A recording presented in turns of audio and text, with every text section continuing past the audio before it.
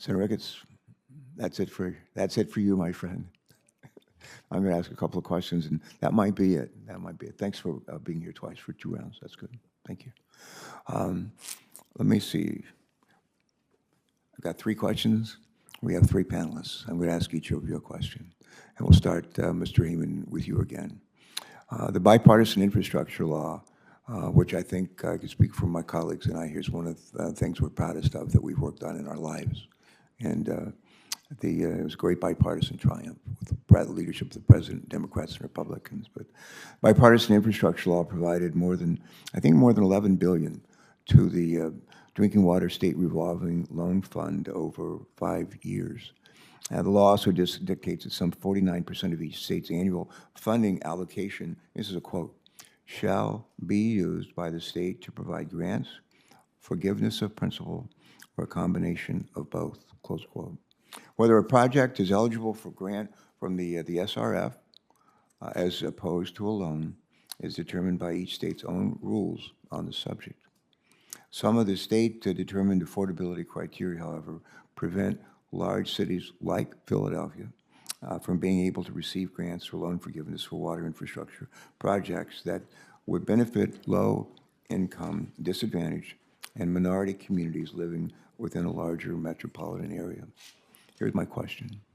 Has Philadelphia had trouble accessing the grant funding provided for in the bipartisan infrastructure law?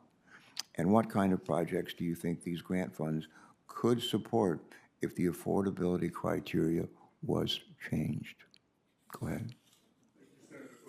Hey, just go ahead and turn your mic on. We want to hear every word. Thank you very much for the question. The bottom line is, yes, we're having difficulty in receiving grants from the Pinvest State Revolving Fund, and primarily because of the way that they determine economic feasibility or accountability. Basically, what they're saying is that our rates are too low, and what's happening is they're looking at what the people are able to pay across the entire board, and while there might be one area that is richer than another, that throws or skews the numbers, and as a result, despite the size of Philadelphia, despite being the largest, one of the largest poorest cities in the country, we're in a situation where we're not able to obtain the grants. And as a result, we receive loans, and those loans then put a burden on the customer because those loans have to be repaid. Now, let me also add your second part, if I may, answer your second part. You may. When you stated that there is, what projects could we do? Oh, there's a plethora of projects that we have. As I said earlier, our engineers are smart and they have tons of projects that we could work on. One of them is our water revitalization program that is going to turn around and have 400 projects that allow us to rebuild our water plants, our transmission mains, and make sure that we have the tunnels that we need to transport redundancy and transport the water across from different water utility parts. And so in the end, there are pipes that can be replaced, there are plants that can be repaired, there are a number of projects that we would use the monies for. And again, grants are better than the loans because they do not place an economic responsibility on the customer down the road. They don't have to be repaid. Good, thank you. My second question, Mr. Sigmund.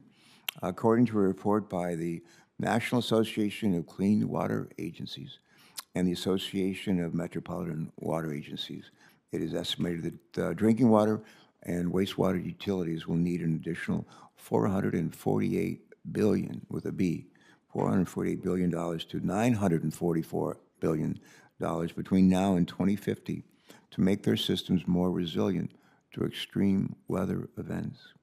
The Drinking Water and Wastewater Infrastructure Investment Act created several new grant programs focused on providing resources to drinking water and wastewater utilities who wish to improve their system's resiliency to extreme weather events and other threats. While I was glad to see those programs receiving funding last year, the appropriated amount was well below the authorized level. Here's my question. Do you think it's important for Congress to fully fund the resiliency programs created in the Drinking Water and Wastewater Infrastructure Act? And how would those programs be used to address specific problems caused by climate change? So in answer, yes, it is very important for Congress to fully fund these programs.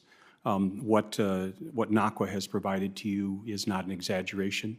It is where we see the state of our infrastructure at. We are a very heavy capital infrastructure. We make it last a long time, but it doesn't last forever and needs to be replaced.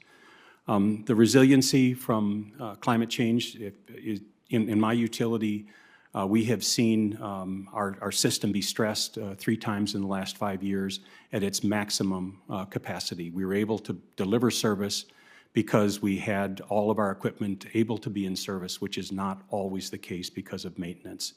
And so in addition to, we are seeing in our state of Wisconsin, in our area, not necessarily more rainfall throughout the year, maybe a little bit more, but it is coming at different times and with greater intensity, and our infrastructure needs to be upgraded to be able to handle these peak flows. All right, thank you. I have one more question for Ms. Emery, but we've been joined by Senator Markey, and I'm going to yield to him for any questions you might have. Senator Markey, welcome. Good afternoon. Thank